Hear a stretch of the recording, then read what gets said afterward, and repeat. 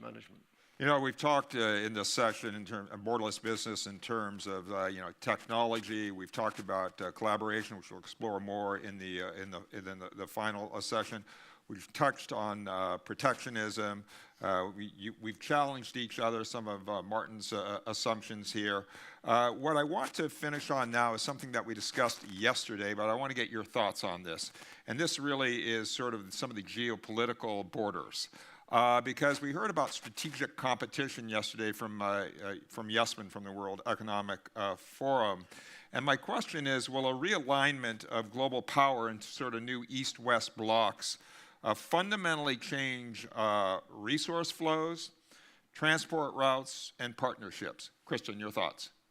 It was a very interesting discussion yesterday, and Barth Eide, he gave some very good input on China and their position and their growth into becoming really the world's most powerful nation, and how they strategically invest globally, both in investment as such, but also new like pipelines I can refer to in Pakistan, in Latin America, to control the flow of energy. So I think that's extremely important to follow that closely. Yeah, Sturla, and how could this impact the offshore industry? You know, these new sort of strategic competitions. Yeah.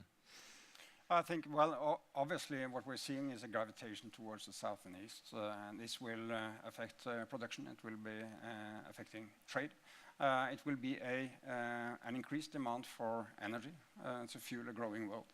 That, of course, means that the energy provinces of the world will become more attractive. That's why also in the longer term, I'm optimistic that the offshore oil and gas activities will increase substantially because they have to fuel the world.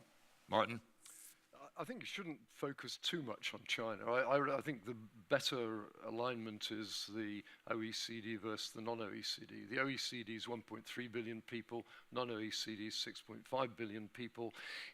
They're all watching us on their iPhones, it's a different world. And I think the next 50 years is going to be much more complex to do business in. We've had easy, low-hanging fruit in the last 50 years. I think the next 50 years we're going to have to be a lot smarter and a lot better managed. And of course, the rise of non-OECD nations is one of the things you mentioned in your initial comments. Yeah, Peter.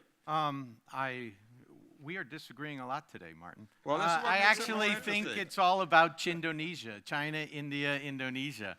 So we had a momentous time in March. In March, China imported more oil, 7.4 million barrels a day, than the US, 7.2 million barrels. They crossed. And what you're talking about, Kristen, is all these crossings that happen.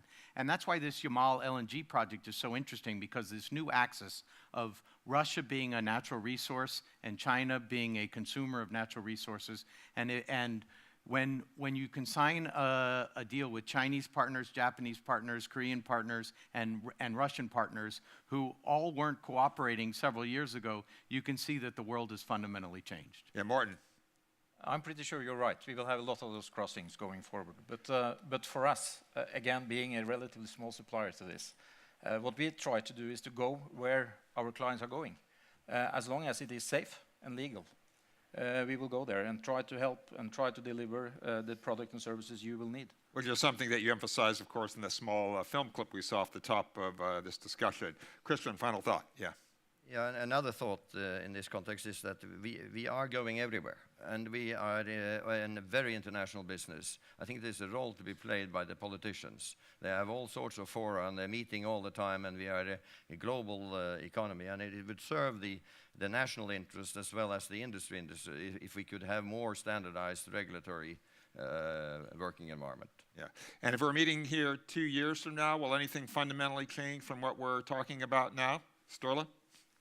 No, I think what we see now are some of the trends are quite strong, but I think that the volatility of development is increasing, not least geopolitically.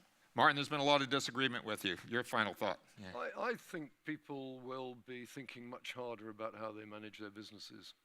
Okay, That's Peter? what it's all about. The industry will adapt to a lower cost structure to reflect the lower revenues. It's Martin? that simple. I agree. They will adapt to low cost structure, but they will also be more global. Christian?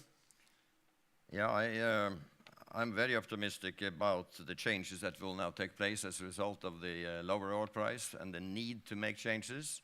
And the lip service we have had from all of our clients over years, they will actually now happen. I think we should take a leave out of the Redningsselskapets film.